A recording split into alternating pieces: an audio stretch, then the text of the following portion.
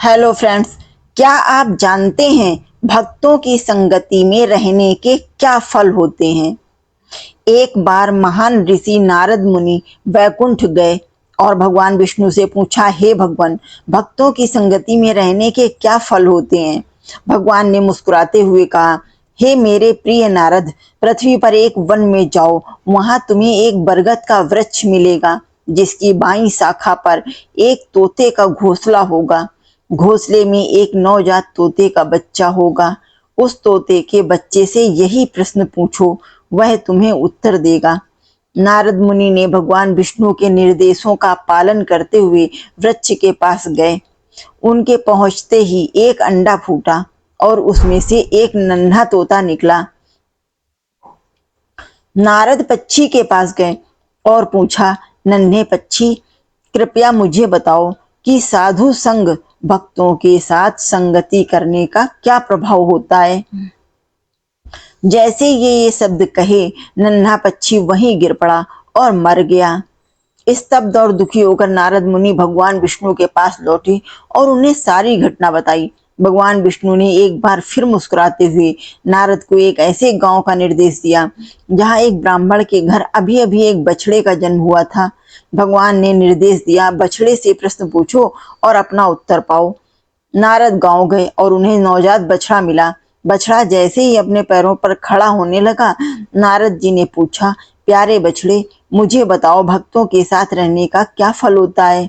जैसे ही उन्होंने अपना प्रश्न समाप्त किया, बछड़ा भी वहीं गिरकर मर गया। अब अत्यंत दुखी होकर नारद मुनि सोचने लगे, मैं कितना पापी हूँ। लगता है मैं दो मौतों का कारण हूँ। शोक में डूबे हुए वे वैकुंठ लौट आए और भगवान विष्णु को सब कुछ बताया। भगवान ने उन्हें सांत्वना देते हुए कहा, चिंता मत करो, इसमें तुम्हारी कोई गलती नहीं है।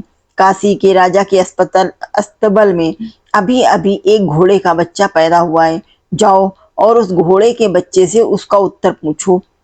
संकोच करते हुए लेकिन आज्ञाकारी होकर नारद अस्तबल में गए और सावधानी पूर्वक घोड़े के बच्चे से वही प्रश्न पूछा।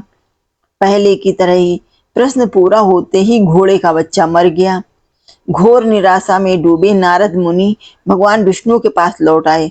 उनकी पीड़ा देखकर भगवान विष्णु मुस्कुराए और बोले, तुम्हारे तमाम कष्टों के बावजूद तुम्हें अभी तक अपना उत्तर नहीं मिला है। अब एक काम करो, काशी के राजा के यहाँ एक पुत्र का जन्म हुआ है। जाओ और उस शिशु से अपना प्रश्न पूछो। एक और मृत्यु का कारण बनने के भय से नारद ने विरोध करते हुए कहा, नहीं नहीं नहीं प्रभु, हे प्रभु, बस मैं अपने कारण और मृत्यु नहीं चाहता। मेरे प्रश्न का उत्तर ना दिया जाए। मैं पहले से ही अपराध बोध से ग्रस्त हूँ। मैं किसी राजकुमारी की मृत्यु का बोझ अपने अंतरात्मा पर नहीं लेना चाहता। लेकिन भगवान ने नारद को आश्वासन दिया, इस बार तुम्हें अपने प्रश्न का उत्तर अवश्य मिलेगा। अत्यंत अनिच्छा से, मतलब इच्छा ना होने के बावजूद भी नारद जी काशी के राजा के महल में गए। राजकुमार के जन्म से महल में बहुत ही खुशियां मनाई जा रही थी। खूब गाने बजाने, ढोल नगाड़े बज रहे थे। राजा ने जब नारद मुनि को देखा तो उन्होंने स्वयं को दुगना भाग्यशाली समझा और तुरंत अपने पुत्र को आशीर्वाद के लिए राजा ऋषि के पास ले आए, नारद मुनि के पास ले आए।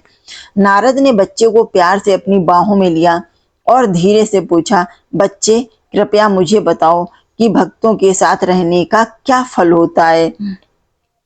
नारद आश्चर्यचकित रह गए जब शिशु ने अपने शब्द कहे। उसके शब्दों को सुनकर नारद जी चौंक गए। हे ऋषियों में श्रेष्ठ, क्या आप अभी तक नहीं समझ पाए अपना उत्तर। मैं वही छोटा पक्षी था जिससे आपने बरगद के वृक्ष पर प्रश्न किया था। आप जैसे संत के थोड़े से संपर्क के कारण मैं उस नन्हे शरीर से मुक्त होकर बछड़े के रूप में जन्मा। जब आपने बछड़े के रूप में मुझसे प्रश्न किया तो मैं उस शरीर को छोड़कर घोड़े के रूप में जन्मा। फिर आपके थोड़े से संपर्क के कारण मुझे काशी राज्य के राजकुमार के रूप में सबसे अनमोल मानव रूप प्राप्त हुआ। यह साधु संग का फल है। भक्तों के साथ थोड़े समय का मेल मिलाप ही आपको भक्त बना देता है।